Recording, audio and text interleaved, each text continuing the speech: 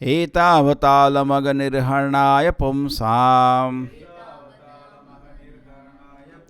sankirtanam bhagavato gunakarmanam nam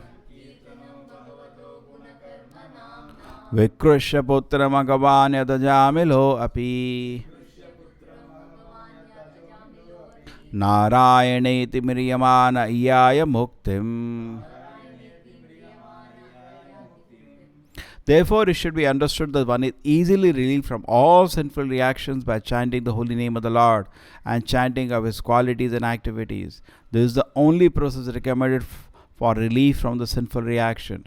Even if one chants the holy name of the Lord with improper pronunciation, he will achieve relief from material bondage if he chants without offenses. Ajamila, for example, was extremely sinful, but while dying he merely chanted the holy name, and although calling his son, he achieved complete liberation because he remembered the name of Narayana.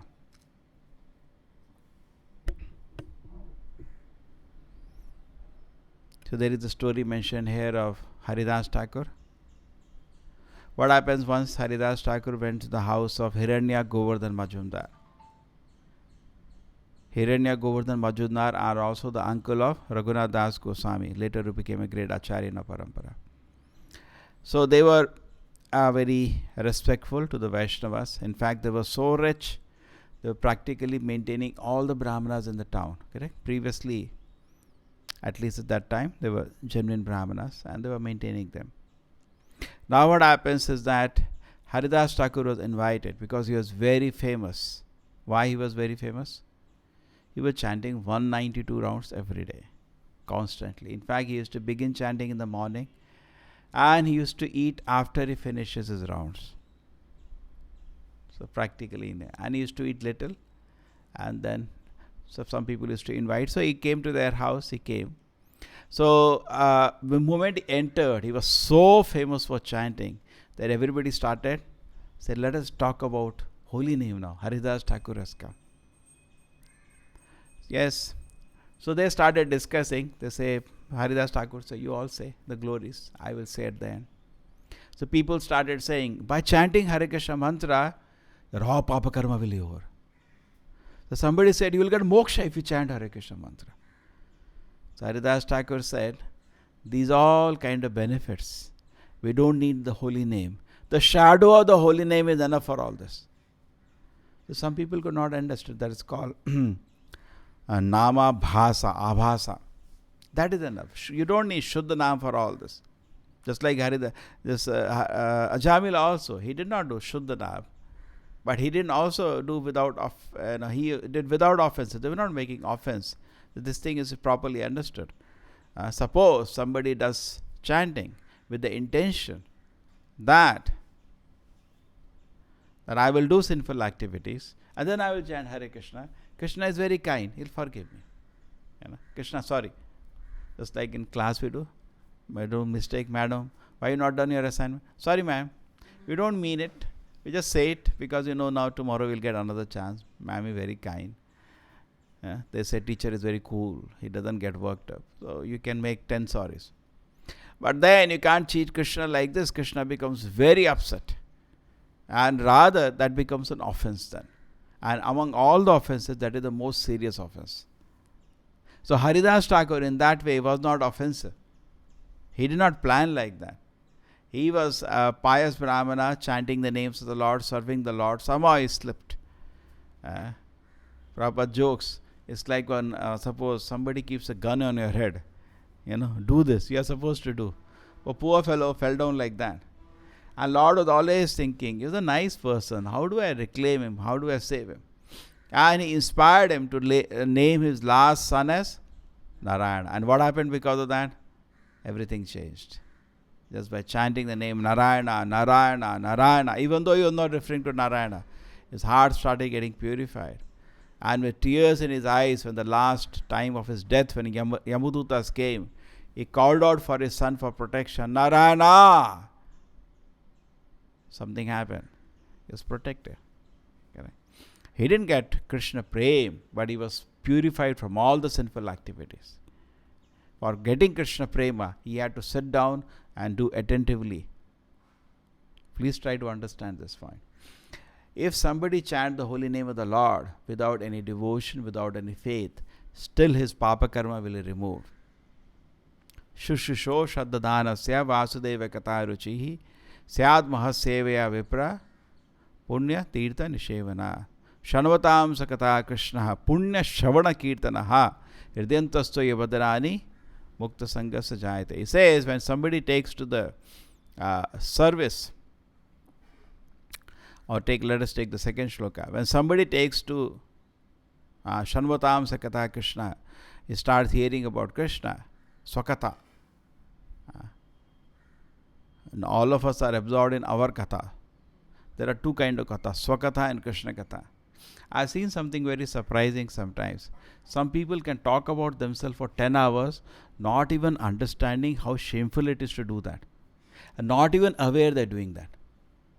I did that. Sometimes I meet, some old principals, directors, they have retired also. He will not stop before 10 hours. That year, I did that. He doesn't know this is very uncultured to talk about oneself. You know that? No gentleman talks about, but they don't know what they are doing. They must be saying this is not good, that everybody agrees, another person does. But they just go on. And you're sitting, we came for some small work, can I take some class in a college and all.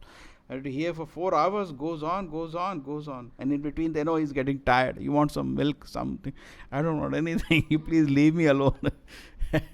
Not stop. So Swakatha is not something we should do. What we should do? Krishna Katha. We are all fond of Swakatha, correct? You understand Swakatha? He's so nice.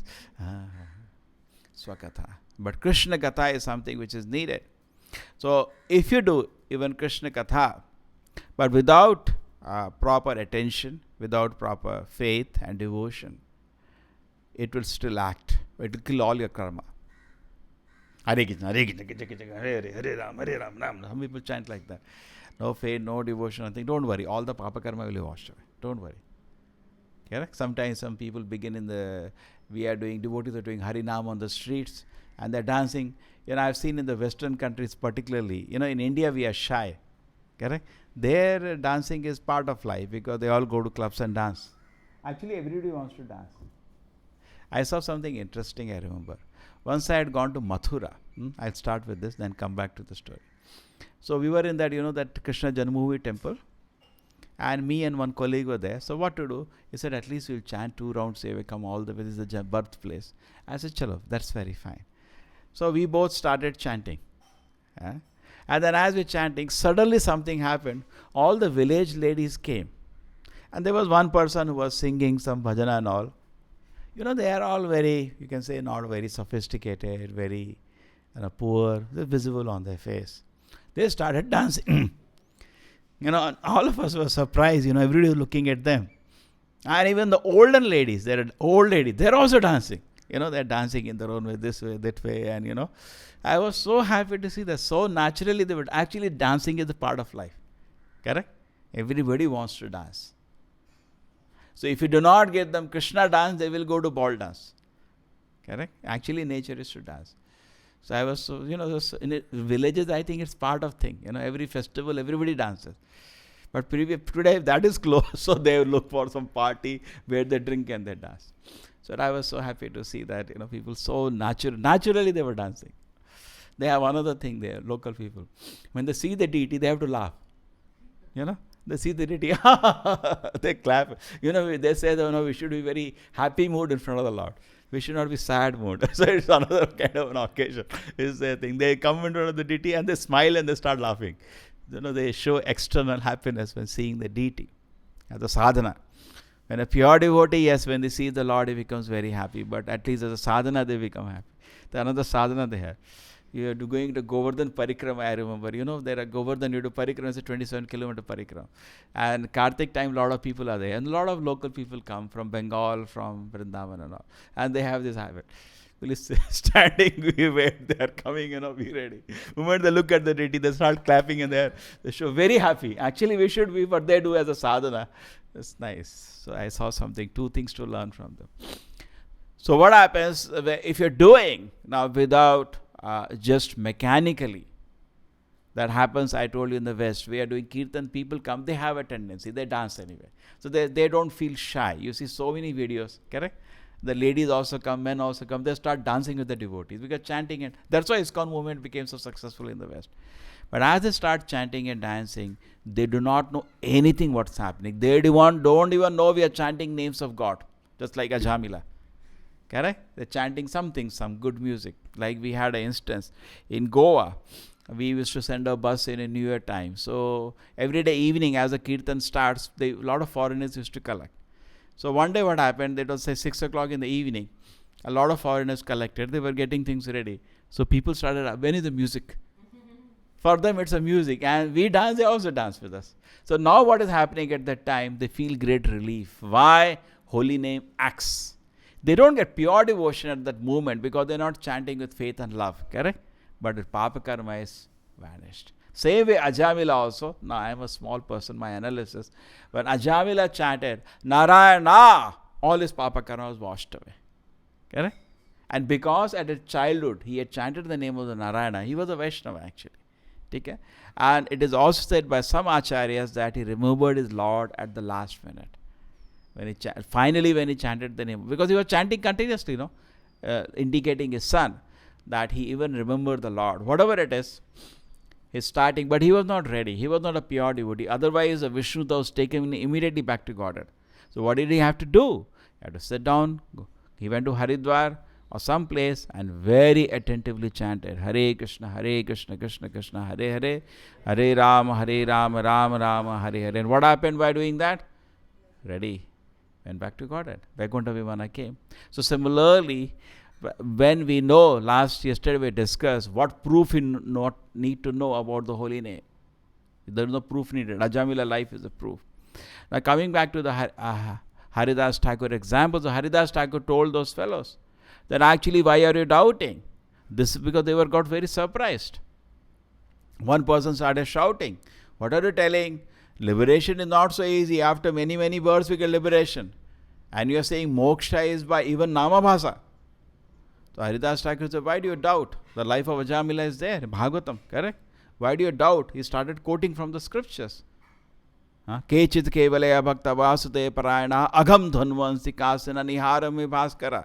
The sun doesn't have to come. Even the first light of the sun is powerful enough to remove the fog and mist, correct? So fog and mist is like a papa karma.